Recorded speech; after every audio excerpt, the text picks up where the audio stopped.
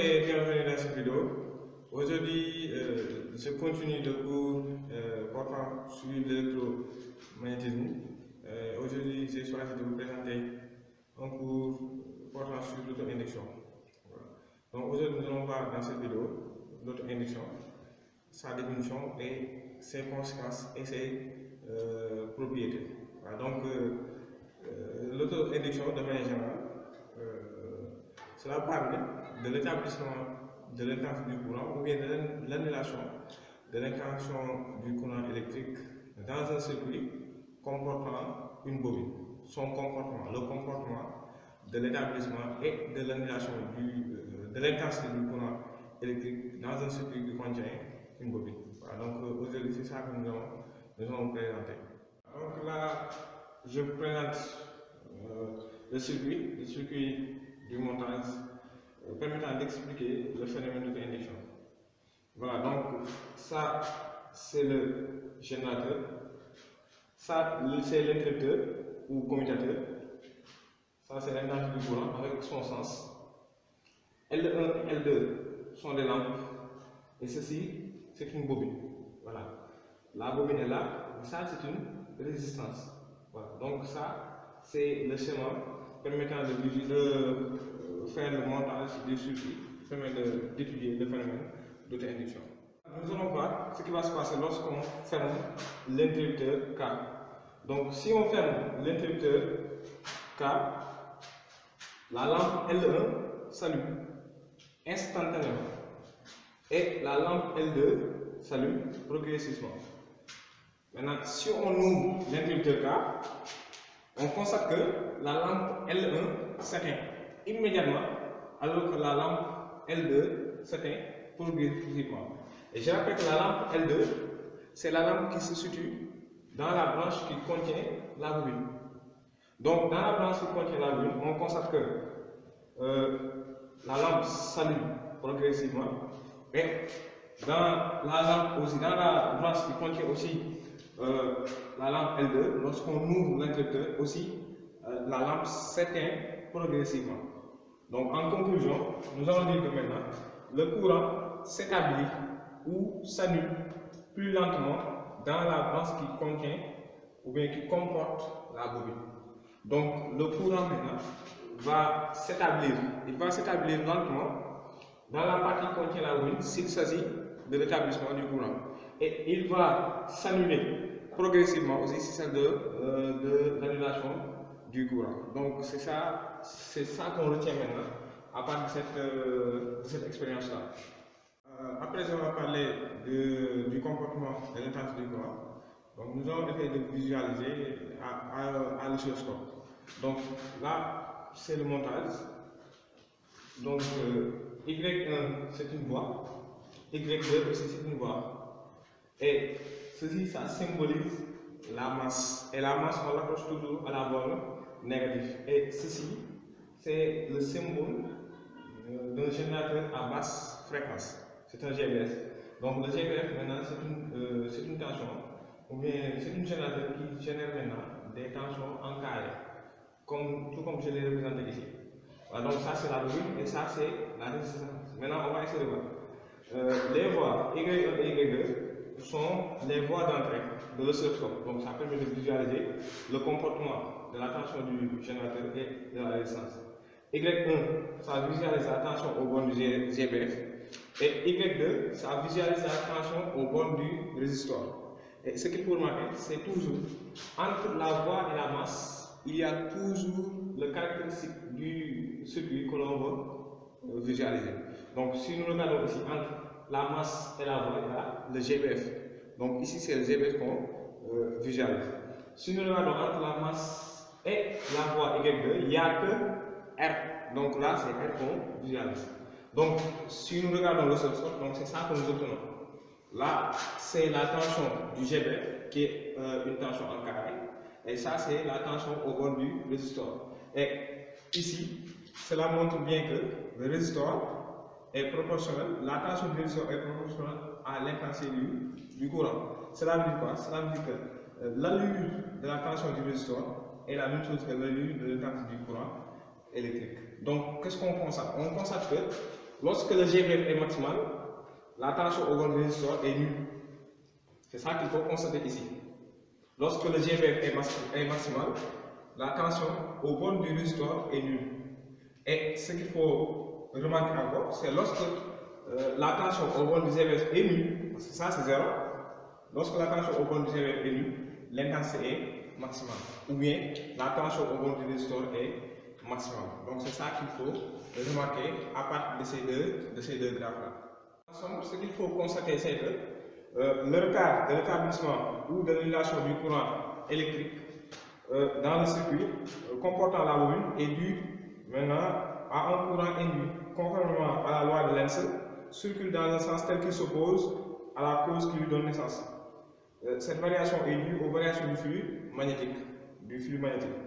Voilà, donc en somme, ce qu'il faut retenir, c'est que toujours l'intensité du courant qui circule dans le circuit s'oppose à la cause qui lui donne naissance. Donc en quelque sorte, c'est ça la loi de Lenz, donc ou bien le phénomène d'auto-induction.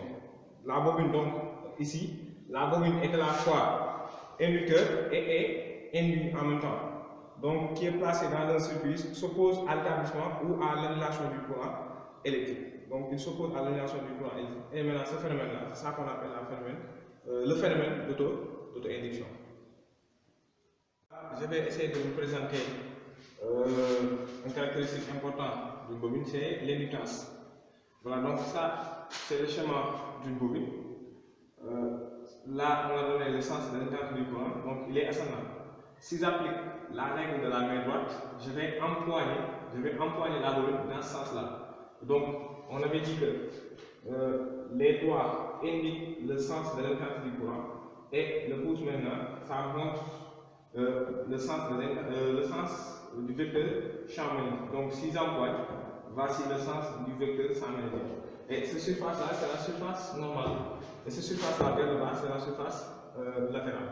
Donc, nous définissons le flux magnétique phi comme étant n scalaire, n fois le produit scalaire du vecteur champ magnétique et du vecteur surface, à savoir surface normale et surface latérale. Donc, si nous regardons un peu, on a n b scalaire surface normale plus surface latérale. Donc, ça que nous aurons. Je développe. Donc, si j'aurai phi égale n fois b scalaire surface normale plus n fois b scalaire surface latérale. Et si nous regardons le champ magnétique et la surface latérale sont orthogonaux. Parce que là, on a bien un angle droit. Et le produit scalaire de deux vecteurs orthogonaux est nul. Donc, ce qui reste quoi? Ce qui reste que phi égale n b scalaire Sn. Donc, c'est ça que nous aurons comme nouvelle définition de phi. On se rappelle que la surface, c'est surface d'un cylindre parce que la bobine a la forme d'un cylindre. Donc, ce sera phi fois RO au carré. Ça, c'est la surface du cylindre. Et B, c'est mi0, N, I sur L. Donc, ça, comme mi0, N, I, c'est l'intensité du courant. L, c'est la longueur de la bobine. Et dans ce cas, maintenant, si nous remplaçons, on aura que phi, le flux magnétique, égale à N, facteur de B, c'est mi0, NI sur L, fois S, c'est la surface, c'est pi RO au carré. Et donc phi égale mi0 pi n au carré, L au carré, divisé par L, le tout fois I. Donc ça qu'on a, le tout facteur de I, si vous voulez. On pose l'inductance L et on dira que l'inductance L égale à pi mi0 n au carré R au carré sur la longueur de la bobine. Donc c'est ça qu'on appelle, cette valeur-là, cette constante-là, c'est ça qu'on appelle l'indicance de la bobine. Et donc si je remplace, j'aurai phi égale à Li. Donc c'est ça la définition du flux magnétique. Le flux magnétique, elle s'exprime en Weber. Le flux magnétique s'exprime en Weber. L s'exprime en Henry. Et I s'exprime en ampère. Je vais essayer de vous présenter une caractéristique importante d'une bobine, c'est l'indutance. Voilà, donc ça, c'est le schéma d'une bobine. Là, on a donné le sens de l'indutance du courant, donc il est ascendant. Si j'applique la règle de la main droite, je vais empoigner la bobine dans ce sens-là. Donc, on avait dit que les doigts indiquent le sens de l'indutance du courant et le pouce maintenant, ça montre le sens du vecteur champ magnétique. Donc, si j'empoigne, voici le sens du vecteur champ magnétique. Et cette surface-là, c'est la surface normale. Et cette surface-là, vers le bas, c'est la surface latérale. Donc, nous définissons le flux magnétique phi comme étant n scalaire, n fois le produit scalaire du vecteur champ magnétique et du vecteur surface, à savoir surface normale et surface latérale. Donc, si nous regardons un peu, on a n b scalaire surface normale plus surface latérale. Donc, ça que nous aurons. Je développe. Donc, si j'aurai phi égale n fois b scalaire surface normale plus n fois b scalaire surface latérale. Et si nous regardons le champ magnétique et la surface latérale sont orthogonaux. Parce que là, on a bien un angle droit. Et le produit scalaire de deux vecteurs orthogonaux est nul. Donc, ce qui reste quoi? Ce qui reste que phi égale n b scalaire Sn. Donc, c'est ça que nous aurons comme nouvelle définition de phi.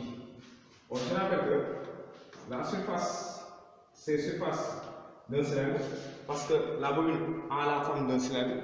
Donc, ce sera pi fois RO au carré. Ça, c'est la surface du cylindre. Et B, c'est mi0, N, I sur L. Donc, ça, comme le mi0, I, c'est l'intensité du courant. L'intensité du courant. L, c'est la longueur de la bobine. Et dans ce cas, maintenant, si nous remplaçons, on aura que phi, le flux magnétique, égale à N, facteur de B, c'est mi0, NI sur L, fois S, et c'est la surface, c'est pi RO au carré.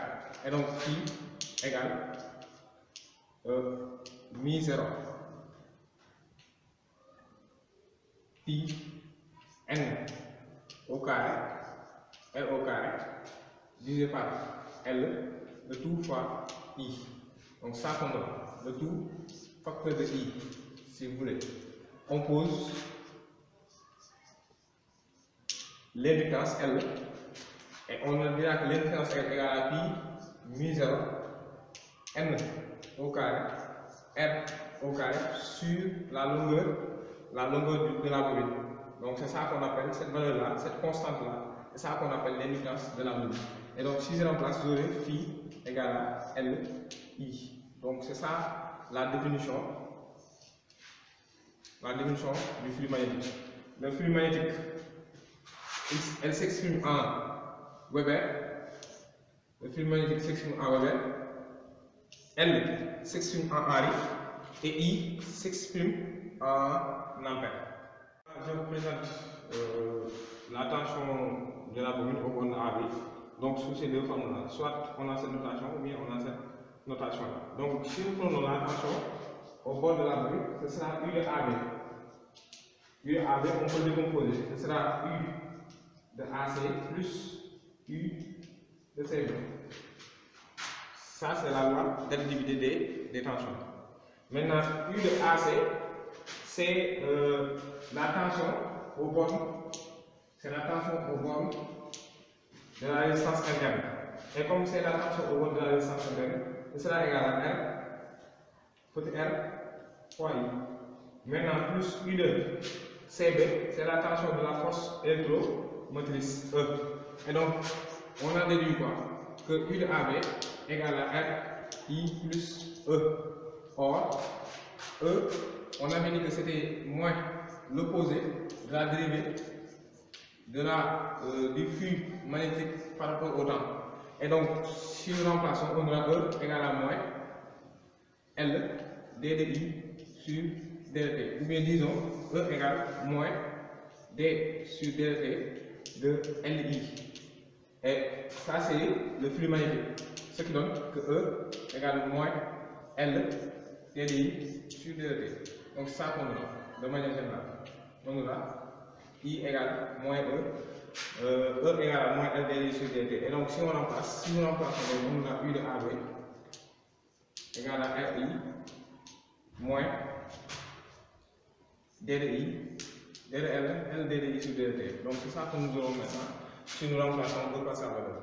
De manière générale, donc pour la tension au bornes de la bobine, on a U de AB, c'est-à-dire au bornes de la bobine AB. Maintenant, par la loi d'attractivité de tension, c'est U de AB plus U de CB qui est égal à RI moins E. Et donc, U de AB égale à RI moins E. Or, E égale moins L dérivée du flux magnétique par rapport au temps. Et donc, comme c'est l'opposé de la dérivée du flux magnétique par rapport au temps, le flux, on l'avait défini, c'est LI. Donc, ça me donne moins LI, moins LDI sur dt.